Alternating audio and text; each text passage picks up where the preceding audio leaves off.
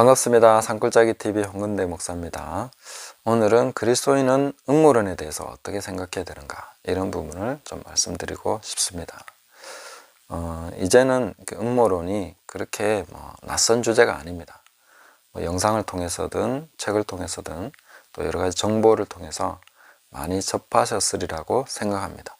딥스테이트, 그림자 정부, 일루미나티, 프리메이슨, 글로벌리스트, 이런 이야기들 이제 흔한 이야기가 되었죠.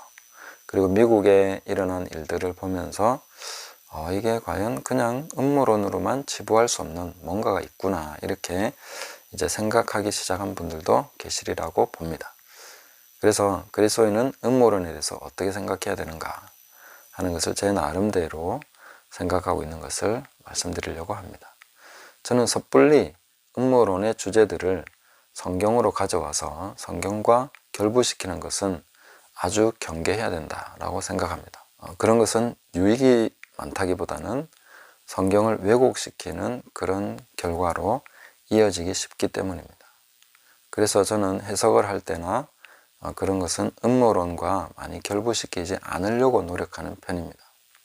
물론 연결되면 연결해야 되겠지만 그렇습니다. 그래서 적그리스도, 짐승의표, 음녀 바벨론, 이런 것과 지금 현재 일어나는 그런 일들, 그리고 음모론과 관련된 이런 부분들과 너무 쉽게 연결해서는 안 된다, 굉장히 신중해야 된다, 이렇게 생각하는 편입니다. 그러면 음모론에 대해서 우리는 깡그리 무시하고 지내도 되는 것인가? 백신이든지 뭐든지 우리는 아무렇지도 않게 생각해도 되는가? 이런 것은 또 그렇게 가면 안 된다 하는 것을 또 말씀드리고 싶습니다. 이것은 균형을 잡아야 됩니다.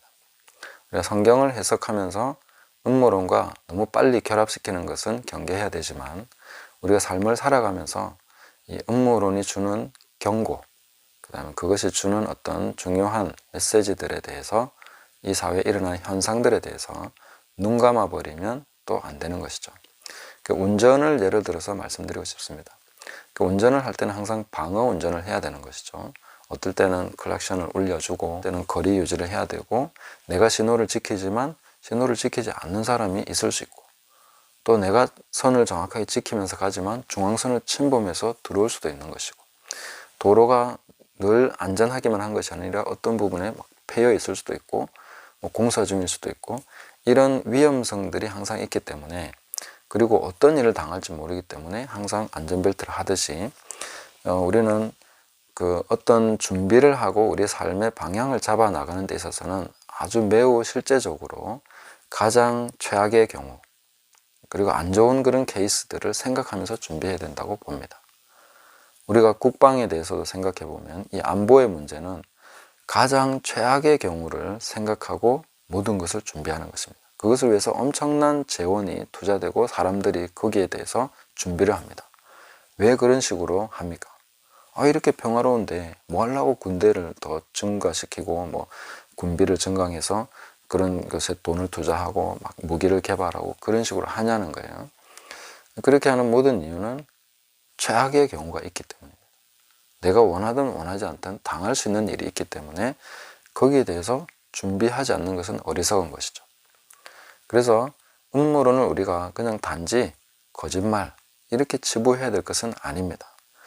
왜냐하면 이 사회에 일어나고 있는 여러 가지 상황이나 현상들이 그것을 무시해서는 안 된다는 그런 사인들을 보여주고 있기 때문이죠. 그리고 음모론을 전혀 생각하지 않는 사람일지라도 지금의 기후변화, 그 다음에 자본에 따른 어떤 이런 흐름들을 보면서 우리는 생각해야 됩니다. 아주 실제적으로 준비해야 되는 것이죠.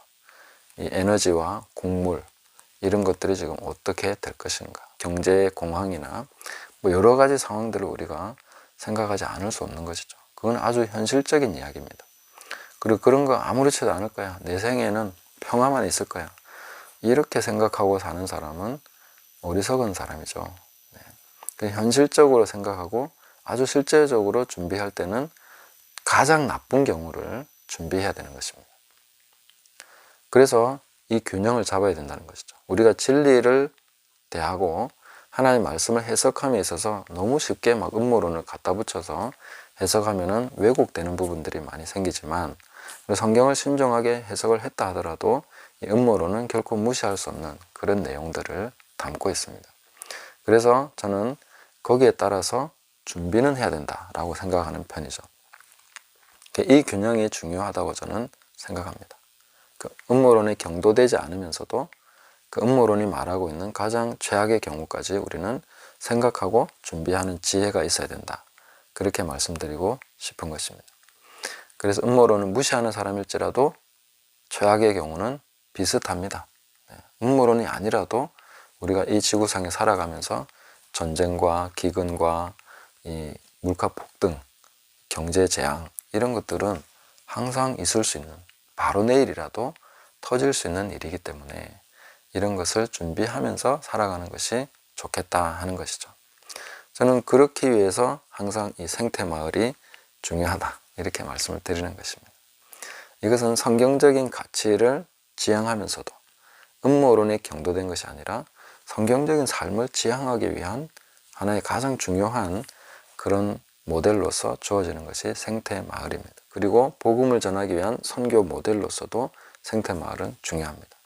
또한 이 지구가 사람들이 생존하기 위한 지속 가능한 그런 환경을 만들기 위해서 생태마을은 앞으로도 굉장히 중요한 이슈가 될 수밖에 없습니다.